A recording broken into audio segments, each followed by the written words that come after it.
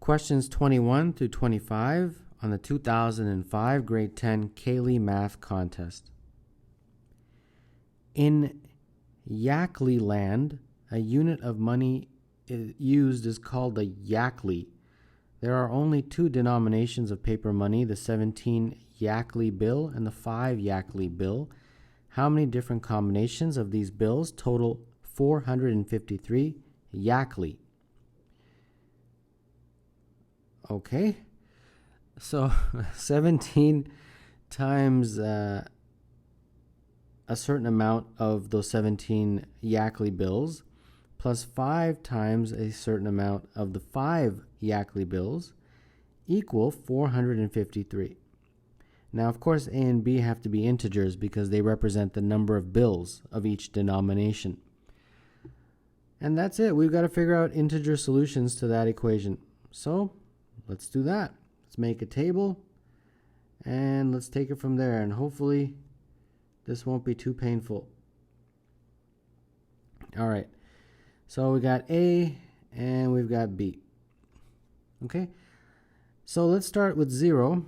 If A is 0, B is not going to be an integer. It'll be like 90.6.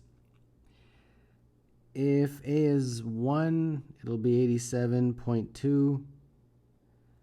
And if it's 2, it'll be 83.8. If it's 3 for A, it'll be 80.4. And if it's 4, it'll be 77.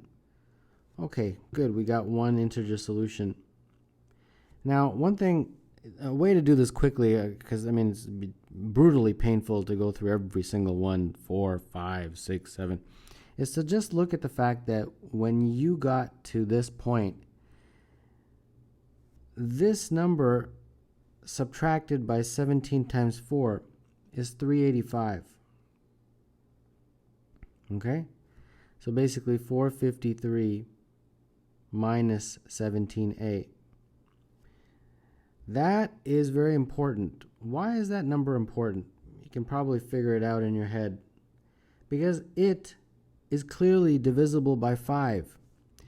And that is a very quick way of doing it. Just get out your calculator and start punching away 453 and then subtract 17. So put that in your calculator. 453 minus 17. Keep hitting that. And once you get to a number that is a multiple of 5, you know it will give you a solution. So when I did that, I got the following values. 300, that's a multiple of 5. 215, I just did 453 minus 17. Kept subtracting 17. 130, and then 45, and then of course at that point you don't get any more. You get less than 0, and that would not make any sense, right? Because you can't have a less than 0 number for A or B. So that's it. These are the ones that you can get integer solution for. The A and B values that correspond to those are 9 and 60, 14 and 43, 19 and 26, and 24 and 9. So we've got 1, 2, 3, 4, 5. 5 integer solutions to that equation. And therefore, number 21, the answer is C. In the diagram, AOB is a quarter circle of radius 10, and PQRO is a rectangle of perimeter 26. The perimeter of the shaded region is. Well, first, let's figure out this part of the perimeter. That is basically the circumference of that big circle divided by 4, right? Because it's a quarter circle. Well, the circumference is pi times diameter. And the diameter, of course, as you know, is 2r. So there you go. We've got pi times 2 times r, and the r they tell you is 10. And all divided by 4. So we've got 20 divided by 4, which is 5. So 5 pi. So 5 pi is going to be this part of that circumference from B all the way down to A like that. Okay? Now we can figure out the other parts. The other parts are not as straightforward, but it's okay. Let's start doing a little bit of labeling here. From R to O, I will call that X. From P to O, I will call that Y. And then this is obviously the radius of that circle, and that's 10. So this little guy in here is 10 minus X.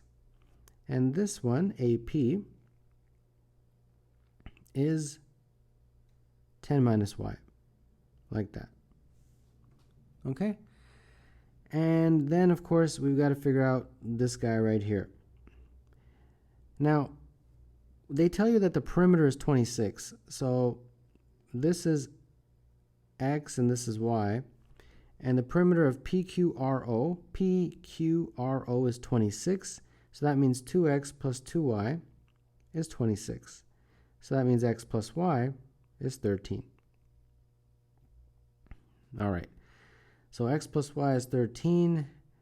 And we've got 5 pi. One last thing is this PR right here. That is something we're going to need. And we know that if you use Pythagoras in this triangle right here, like that, x squared plus y squared is equal to PR squared. But one little interesting thing that I hope you can see is that if I draw a line from O to Q, that represents what? It represents the radius, right?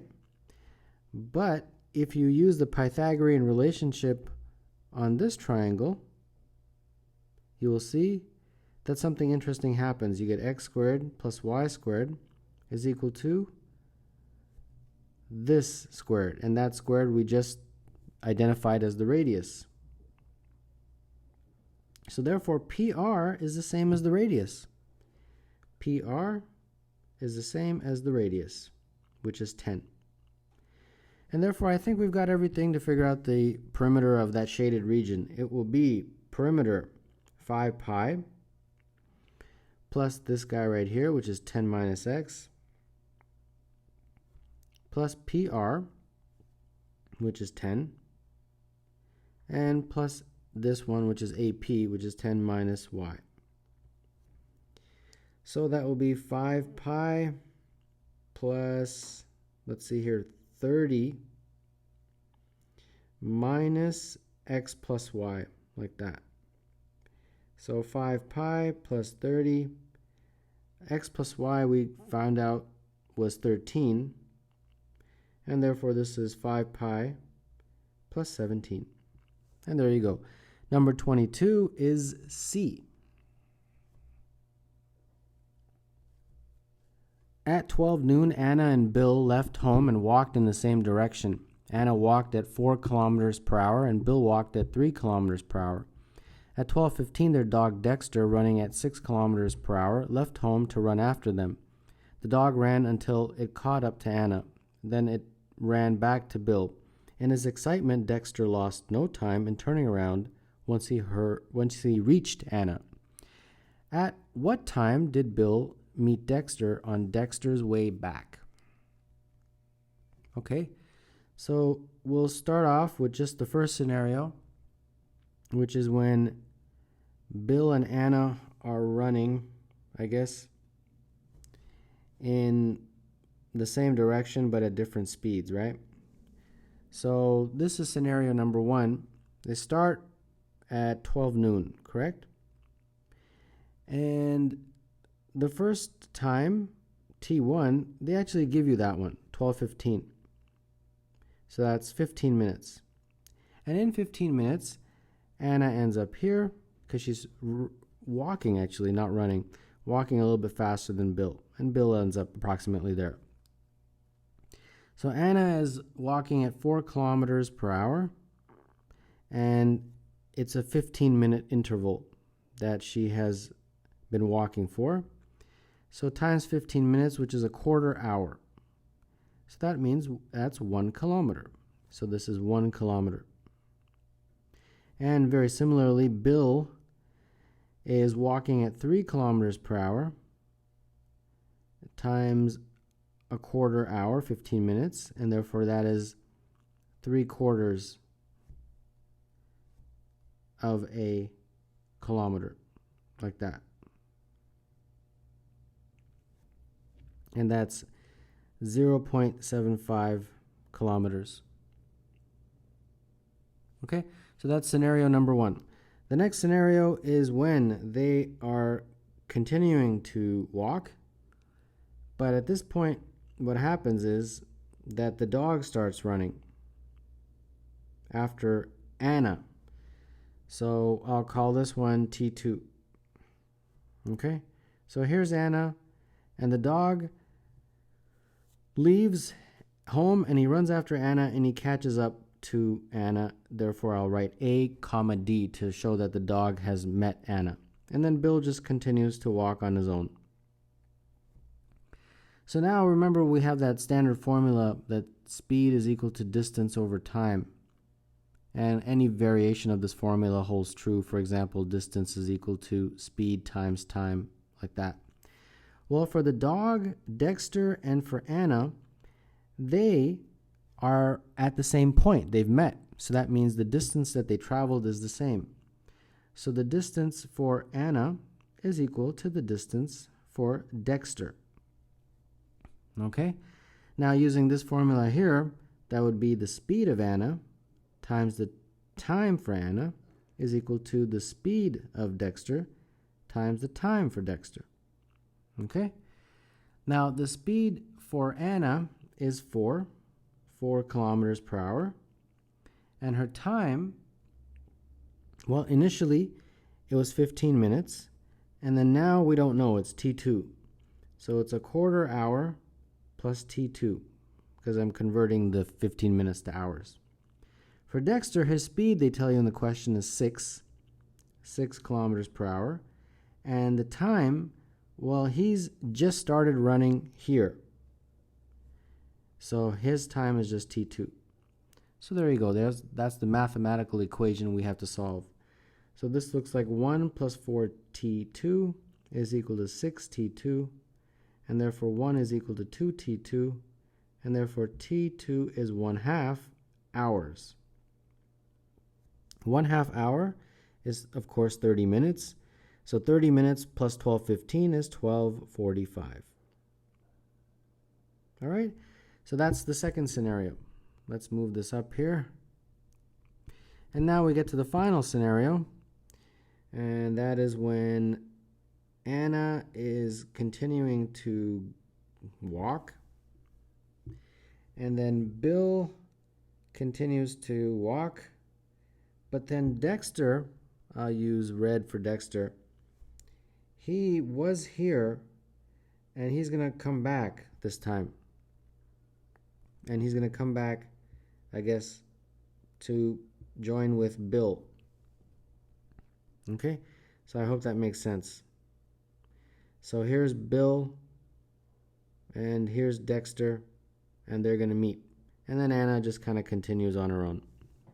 All right? And I'll call this T3, the third time. Okay, so now we have to figure out the mathematical equation for this scenario. Well, in a very similar way, the speed of Bill times the time for Bill is going to be the distance for Bill, and that's got to equal the distance for the dog, which is Dexter. Speed of Dexter times the time for Dexter. Okay, so for Bill, he's just going along his own way at 3 kilometers per hour. That's his speed. The time, remember, he started at the very beginning from 12 to 12:45. So he's been walking for 45 minutes, which is 3/4 of an hour. And then we've got to add this time, T3. For Dexter, his speed we know is 6 kilometers per hour. Now the time for Dexter, remember, he doesn't start at the very beginning. He only starts right here. So he goes from 12:15 to 12:45. So he's only been running for 30 minutes plus T3. Okay? So he's been running for 30 minutes, which is a half. like that.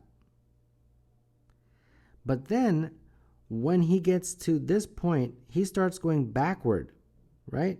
You notice here he's going backward. So that distance has to be subtracted. So instead of having this scenario where you have a addition, you would subtract his speed times t3. Okay, that's the only way you can be able to come back to Bill. So that's our mathematical formula. That's what we have to solve. So this will be 9 over 4 plus 3t3 plus 3 minus 6t3. And this looks like 9t3, 3 minus 9 over 4. And this looks like 12 minus 9 over 4 is equal to 9t3. t3 is going to be 3 over 4, 1 over 9, and that looks like 3 over 36 in terms of hours. In terms of minutes, multiply that by 60, and if you do, you get 5 minutes. So there you go. T3 is 5 minutes plus 12:45, which is 12:50. And therefore, the answer to number 23 is E. The base of a triangular piece of paper ABC is 12 centimeters long. The paper is folded down over the base with the crease DE parallel to the base of the paper. The area of the triangle that projects below the base is 16% that of the area of the triangle ABC. The length of DE in centimeters is. So here is this diagram blown up, and I don't think we'll need to draw too many lines, but I'll just draw a few. The first is all the way down like that. That's going to be our height. And then any other diagram or line, let's see here. I think maybe one more. I don't want to draw anything that's not necessary. I think just this one right here, from here to here, and that essentially reflects in a way so that's exactly the same as this. Okay? And I'll just label that. So F and G, like this. So this you can kind of think of as F reflection, G reflection. And this point I'll just call C reflection. All right? And then, because of the nature of this diagram and the symmetry, if I label the distance from here to here as A, this distance from here to here will also be A. And then the distance from here to here I will label as B, and therefore the distance from here to here is also B. Okay? So I hope that was not too confusing. Now that we have our labels, we look at similar triangles. And I've got two triangles that I want to look at. CFG, which is this one right here. CFG, or C reflection FG. And that is similar to C reflection DE. This one right here. Okay? They have pretty much the same angles. So C reflection DE. And since those two triangles are similar, the ratio of the sides will be the same. So that means DE over A plus B, which is the height, is the same as FG over A. All right? And we can come back to this later. I hope it will come in handy later on in the question. So that's my first relationship. The next relationship is going to be between ABC, the big one, the whole triangle right there. So triangle ABC, and that's similar to triangle CDE, this one right here.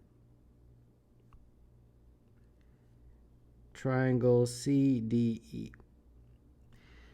And that one will give you, let's see here, AB over the full height, which is A plus 2B, is equal to DE over the height of that triangle, which is A plus B. Now in the question they tell you that AB is actually 12. So that gives me 12, if I cross multiply A plus B, is equal to DE times A plus 2B, like that. All right, and anything else I could do here? Let's see here. I don't want to scroll down just quite yet. I want to keep this in the view. Let's see here. I can isolate for DE, I should say. I've got 12A plus 12B over A plus 2B, like that. And let's see, anything else? I can probably leave it like this and come back to it later, but I just want to, I recognize a little bit of a rearrangement here that I would like to do. If I rearrange it like that, I can put it in a better format. This will allow me to see, let's see here, this will become 6A plus 2B all over A plus 2B plus 6 times A over A plus 2B, like that. And this just becomes, let's see, 6 plus 6 times A over A plus 2B. And that's DE. All right, so that's my second relationship. Okay, now let's get into the heart of the question, which is they're talking about this part right here, 16% of ABC. Part 3. So they're saying that this triangle right here is 16% of that whole big guy. All right, so mathematically that would mean that 1/2 base times height for this little guy, which is base is FG and the height is A, is 16%, so 0.16 of the area of the full triangle ABC. And the area of that would be 1/2 base. The base is 12, AB is 12, they tell you that in the question. And then the height, the full height from there to there, which is A plus 2B. All right, now let's move this up. Okay, that feels much better to have a full screen. Okay, let's work with this now. Where are we going to go from here? Well, this FG, I think we can substitute something, right? Did we get a relationship? Yeah, we got a relationship right here. So FG, we can substitute 1/2 DE, let's just be careful here, times A when you cross multiply all over A plus B. And then don't forget this A, like that. Okay, I just substitute for FG. And then this is, of course, 0.16 times 6A plus 2B. All right. Okay, looks like a big equation here, but hopefully we can simplify. Let's see here. What can we do to simplify? Well, this A plus 2B, it looks like very similar to that. So I'm going to substitute that in there.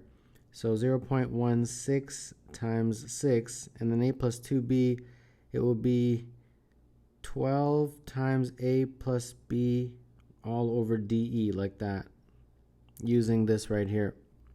And that will be 1/2 DE, and then we've got A squared all over A plus B.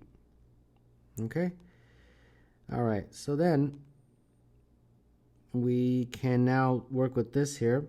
Let's try to combine everything. We got 2 DE's, so that becomes DE all squared.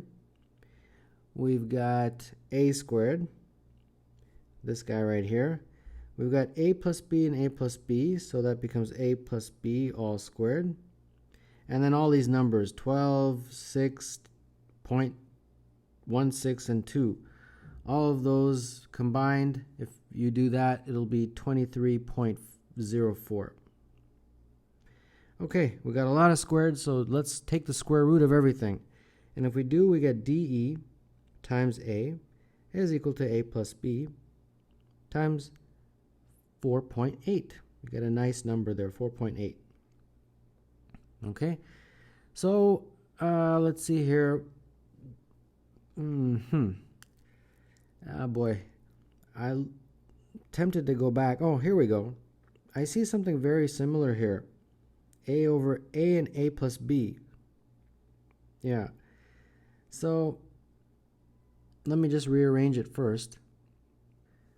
DE is equal to FG over A, right? If you divide it by A plus B. So let's substitute that in there.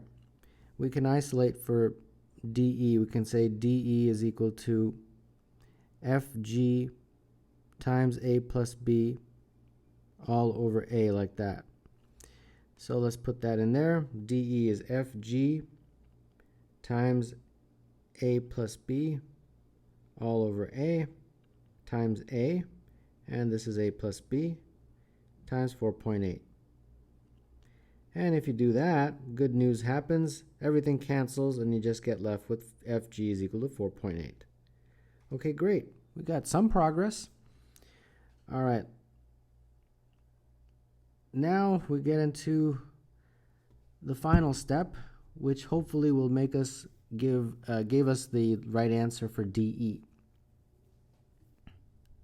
Now, since we have a numerical value for FG, I'm just going to go back to this equation. And that is 1/2 FG, which in our case is 4.8, times A. And that's equal to 0.16 times 1/2 times 12 times A plus 2B. All right? And when you simplify all of this, you get 4.8A is equal to 1.92 times A plus 2B. Okay? And therefore, A over A plus 2B is equal to 0.4. All right, we are done. Almost. One last step. Look at this right here. DE, which is what we want, is equal to that. And we know this value, it's 0.4. So that means DE is equal to 6 plus 6 times A over A plus 2B. And therefore that's 6 plus 6 times 0.4. And that looks like 6 plus 2.4. And that is 8.4. So there you go. You've got the answer. And number 24 is 8.4, and that would be choice B. The positive integers a, b, and c satisfy 1 over a squared plus 1 over b squared is equal to 1 over c squared. The sum of all possible values of a less than or equal to 100 is. When I first looked at this question, it reminded me of a famous mathematical problem known as Fermat's last theorem.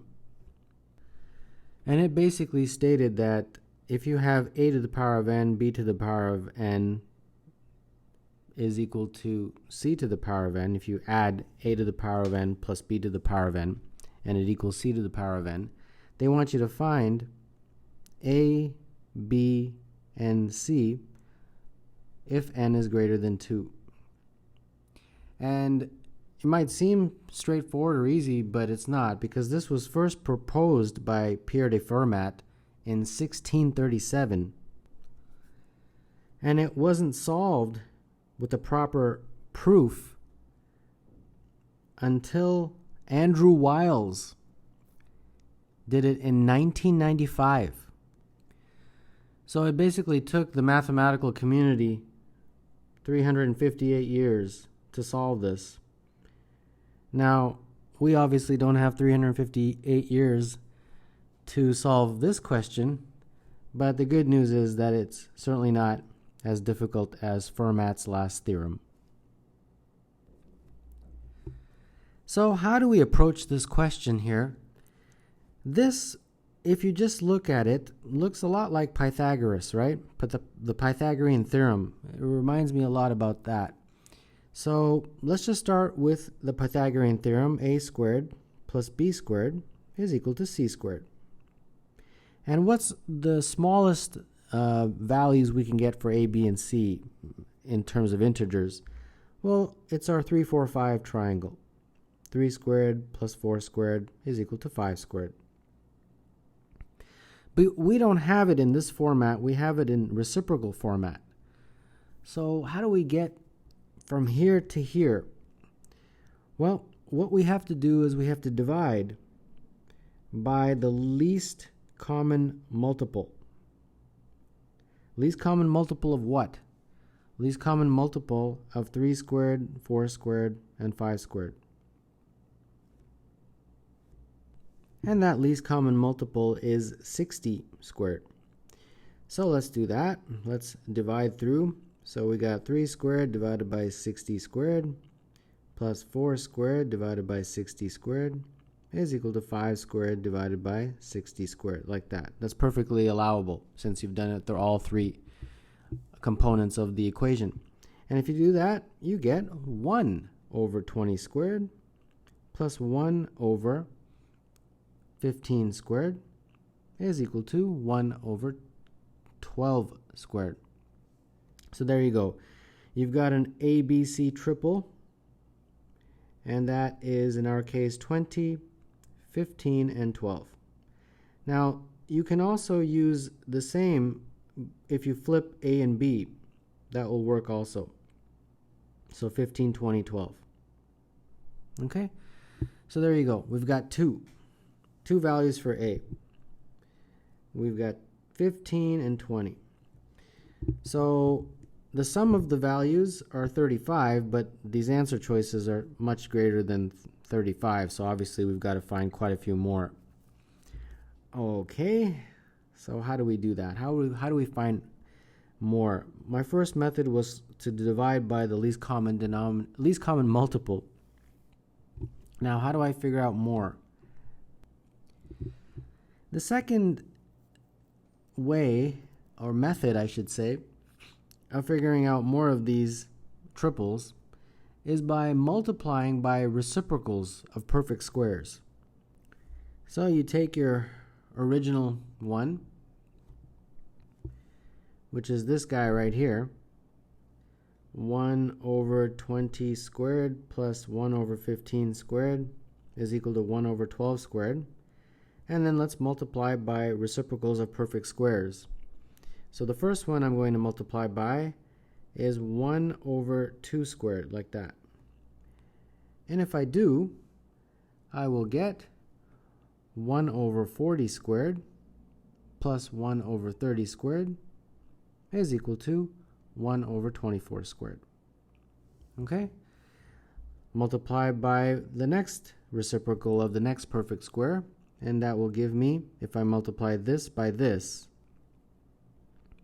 I will get 1 over 60 squared plus 1 over 45 squared is equal to 1 over 36 squared. And then let's keep going here. 1 over 4 squared, if you multiply that, you'll get 1 over 80 squared plus 1 over 60 squared is equal to 1 over 48 squared. 1 over 5 squared, that will give you 1 over 100 squared plus 1 over 75 squared is equal to 1 over 60 squared. And then 1 over 6 squared, it will give you 1 over 120 squared plus 1 over 90 squared is equal to 1 over 72 squared. Now this 120 makes me want to stop. Why? Because A has to be less than or equal to 100. So keep that in mind. So that means we have gotten to the point where there's no more A's that are less than or equal to 100. So what numbers did we get for A? We got 30 or 40 because they could be reversed. 60, 45, we got another 60, but that's okay. We've counted that already. 80, 100, 75, and 90. Okay, so let's make a tally here of our A values so far. Our A values so far, at the very beginning, we got 20 and 15. So here's 20 and here's 15. So I'll just put them in order. 15, 20, we got 30, 40, 45, 60, 75, 90, and 100. Okay? So, sorry, there was an 80 missing in there. So we got 1, 2, 3, 4, 5, 10 values. 10 A values. Now let's figure out the sum so far, and let's see if we're close to the answer choices or not. So the sum of these 10 numbers is 555. All right, let's see if that's one of the answer choices. It is. But can I get more values of A? And that is the key that this question has. And that is the part of the question that, in my opinion, makes it difficult, because we have to figure out, do I stop at 555, circle 555 as my answer and call it a day? Or do I keep trying to get more values of A? Well, let's see. I can't go forward with this guy because when I do, I start getting values of A greater than 100. So instead of the 3, 4, 5 that we started with originally, you remember we started with this guy right here, 3, 4, 5. Let's start with a different Pythagorean. Let's start with the next one.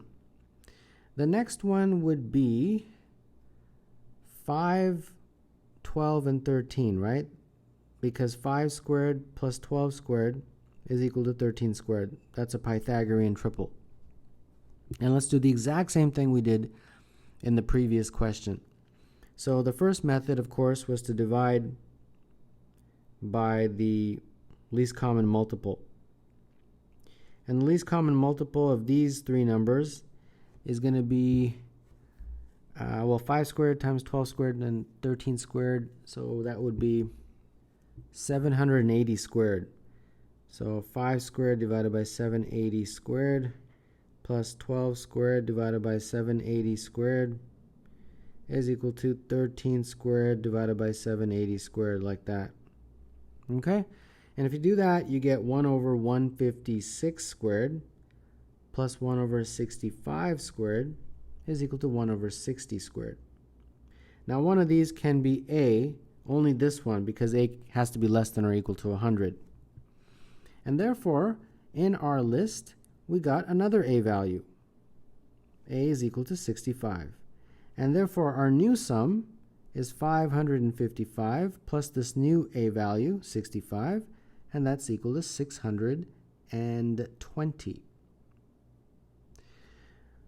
And to save you the pain, I will let you know that there's no other values of A less than or equal to 100 that can be generated with these methods, either dividing by the least common multiple or, where was it? Multiplying by the reciprocal of perfect squares.